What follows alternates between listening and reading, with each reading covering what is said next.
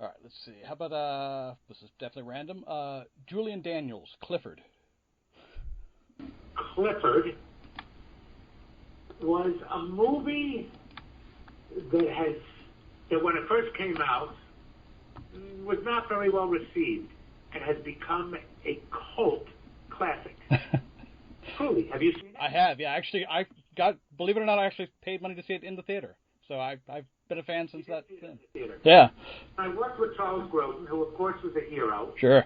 And I have very, very fond memories of doing it, although I didn't really meet Grodin at all. He was on set once when I was there, but we really had no scenes together. We spoke on the phone in the movie, but I really didn't. And Marty Short was great. I didn't really work with Mary Steenburgen or Dabney Coleman, but I happen to like the movie very much. I think it's very good. One little thing is when I got mad. How well do you know movies? Do you know movies very well? I do, yeah. Do you remember Frederick March in Inherit the Wind? Yeah. At the end, when he's on the stand and he's trying to get the words out, and his lips are going up and down, and he just can't find the words, and he's so frustrated. I use that to get angry, and I would move my lips a lot. If you look at what my lips look like that versus what Frederick March's looks like at the end of Inherit the Wind, you'll see. In any case, I don't really remember that much. I do remember Marty, Marty is a ridiculously funny man. Ridiculously funny. And in a funny way, although his heart is the biggest heart, there's nobody who's nicer than Marty Short. However, the character, Clifford, is very impish and a bad boy. Marty is also impish and a bad boy, and he could make me laugh at the drop of a hat.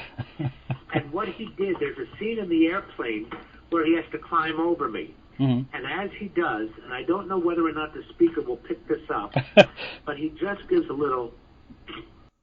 Did you hear that? I did, yeah. It was half the volume. It was just like that into my ear. The microphone couldn't pick it up.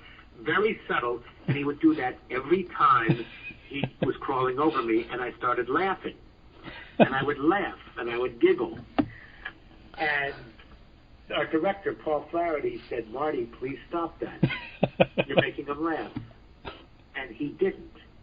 He kept doing it. He was horrible. It was horrible, horrible. And I would laugh and laugh and laugh.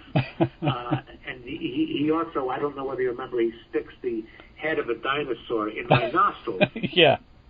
And he goes, "Not since Brock Peters has there been such enormous," you know, Brock. I do. I do. Has there been such enormous nostrils or something like that? I think he just said, "Not since Brock Peters," and I knew exactly what he was saying. In any case, many, many, many years later, I get a phone call. It's Charles Grodin.